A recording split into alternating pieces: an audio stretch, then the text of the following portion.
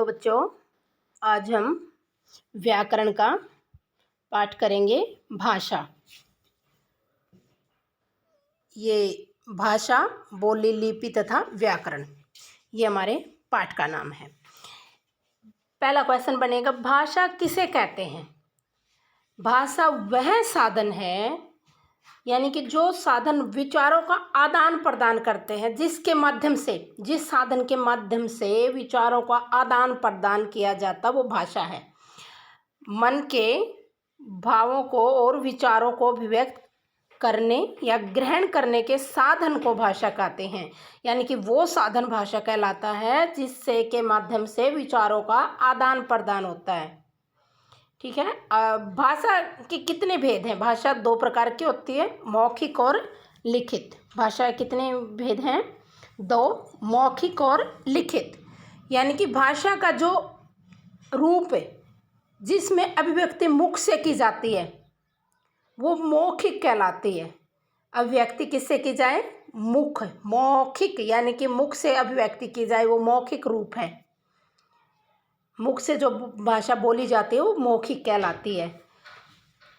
और भाषा का सर्वप्रथम, यानी कि सबसे पहले मानव मौखिक रूप ही सीखता है। सर्वप्रथम कौन सा रूप सीखता है? मौखिक, क्योंकि लिखित, लिखना उसको बाद में आता है। तो भाषा का मूल रूप, यानी कि भाषा की शुरुआत कहाँ से होती है? मौखिक, मुख से। अब दूसरा है लिखित भाषा। जिस भाव का आदान प्रदान लिख कर किया जाता है, यानी कि मनुष्य भाव का, विचारों का आदान प्रदान लिख कर करता है, वो हमारी लिखित भाषा कहलाती है। और ये स्थायी रूप है भाषा का। कैसा रूप है? स्थायी रूप भी कह सकते हैं इसको, क्योंकि हम लिखित रूप को संभाल कर रख सकते हैं, इसलिए भाषा का स्थायी रूप भी लिखित है। और अगर मूल रूप पूछे, शुरुआत या शिक्षा कहाँ से जाती है, तो वो मौखिक, मुख से। पहले हम बोलना सीखते हैं, उसके बाद हम लिखना सीखते हैं। अगर स्थायी रूप पूछे तो लिखित है, और सर्वप्रथम रूप पूछे तो वो मौखिक है। अब आगे है, साहित्य किसे कहते हैं? साहित्य, साहित्य क्या होता है? ज्ञान राशि के संचित कोश को, ज्ञान राशि के संचित कोश को साहित्य कहते हैं। यानी कि जिसमें हम ज्ञान को संचित कर सकते हैं, संभाल कर रख सकते हैं, वो हमारा साहित्य कहलाता है।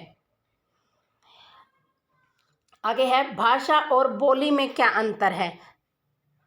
अब भाषा हमने अभी पढ़ा है, यानी कि भावों का, विचारों का आदान प्रदान, वो भाषा है। और भाषा के अक्षेत्रीय रूप को, भाषा के अक्षेत्रीय रूप को बोली कहते हैं। यानी कि जब एक अक्षेत्र विशेष में एक जैसी ही भाषा बोली जाती है, वो बोली कहलाती है।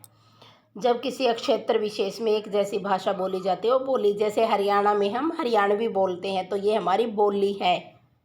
और ये, इसका क्षेत्र भाषा की बजाय सीमित होता है, यानी कि बोली का क्षेत्र कैसा है? सीमित है। आगे है, व्याकरण का ज्ञान होना आवश्यक क्या है, क्यों है? अब पहले व्याकरण कहते हैं किसे, ये पता होना चाहिए।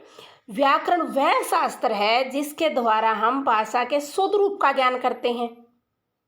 शुद्ध रूप का ज्ञान होता है वो व्याकरण कहलाता है, जिससे हमें भाषा के शुद्ध रूप का, शुद्ध लिखना, शुद्ध बोलना सीखते हैं, वो क्या है? व्याकरण है। अब व्याकरण आवश्यक क्यों है? क्योंकि इससे हमें भाषा के शुद्ध रूप का ज्ञान होता है, इसलिए ये हमारे लिए जरूरी है। अब भाषा और व्याकरण का संबंध स्पष्ट करना है। क्यों, क्या संबंध है भाषा और व्याकरण का? मन के भाव और विचारों को अभिव्यक्त करने या ग्रहण करने का साधन भाषा है, और भाषा के शुद्ध रूप का ज्ञान कराने वाले शास्त्र को व्याकरण कहते हैं। अब हम भाषा का अभिव्यक्त तो कर सकते हैं, बोल तो सकते हैं, लिख भी सकते हैं, लेकिन हमें शुद्ध रूप का ज्ञान कराएगा वो व्याकरण है। इसलिए भाषा के शुद्ध रूप के लिए हमें व्याकरण की भी जरूरत होती है। अब आगे है, इसके बाद व्याकरण के अंग हैं। 4 भेद दिए जाते हैं व्याकरण के। ये पहले करते हैं हम। व्याकरण के कितने विभाग होते हैं? व्याकरण के 4 विभाग होते हैं।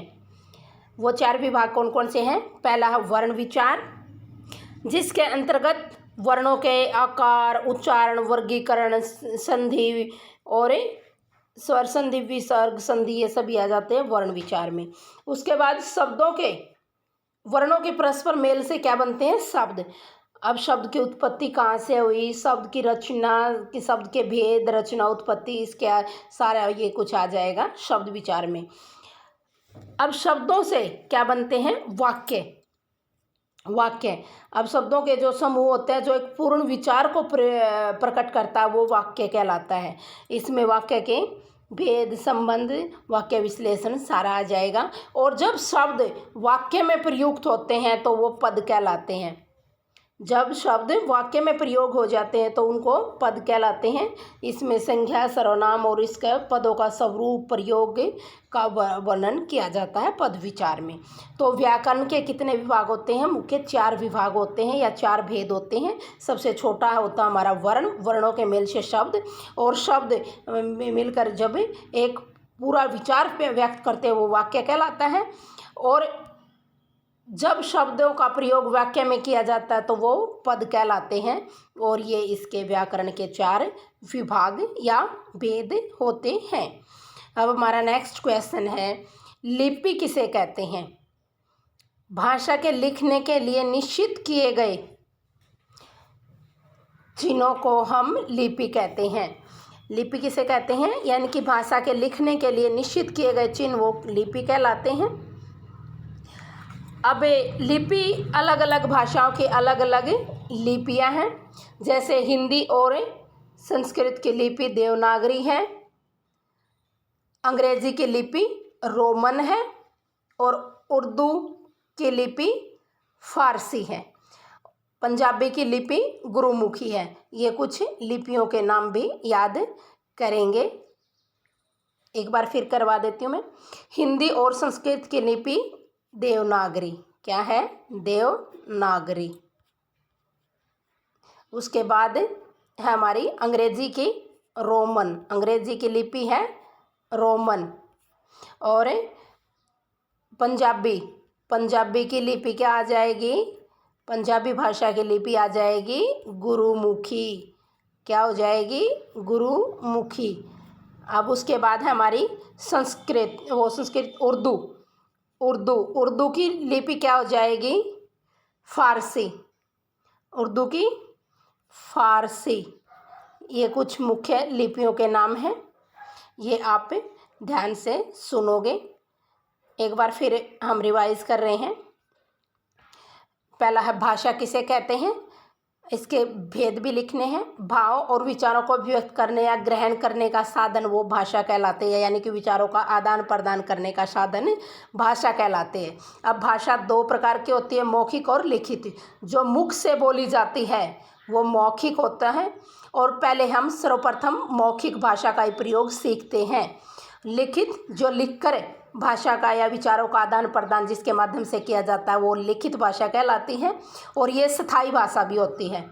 उसके बाद है साहित्य किसे कहते हैं? ज्ञान राशि के संचित कोष को साहित्य कहते हैं, जिसमें संचित का मतलब सहेज कर रखना, जिसमें हम अपने विचारों के, अपने भाव को, ज्ञान को संचित कर सकते हैं, वो साहित्य कहलाता है।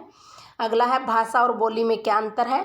भाषा विचारों का आदान प्रदान करने के लिए हम भाषा का प्रयोग करते हैं, परंतु जब एक क्षेत्र विशेष में एक जैसी भाषा बोली कहलाती है, बोली जाती है, वो बोली कहलाती है।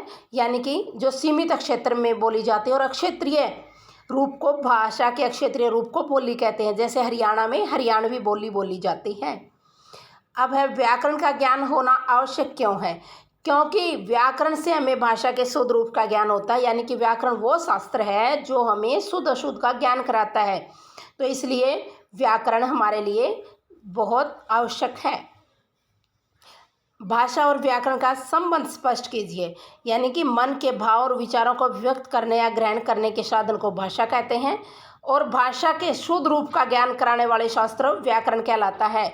यानी कि इनका संबंध क्या है कि भाषा, हम विचारों का व्यक्त करने के साधन तो भाषा है, लेकिन अगर वो भाषा का शुद्ध रूप हमें चाहिए तो उसके लिए व्याकरण का होना, व्याकरण का ज्ञान होना जरूरी है। उसके बाद है लिपि किसे कहते हैं? भाषा के लिखने के लिए जिन चिन्हों का प्रयोग किया जाता है, निश्चित किए गए चिन्ह होते हैं जो, वो लिपि कहलाते हैं। अब व्याकरण के कितने विभाग होते हैं? व्याकरण के 4 विभाग या 4 भेद होते हैं।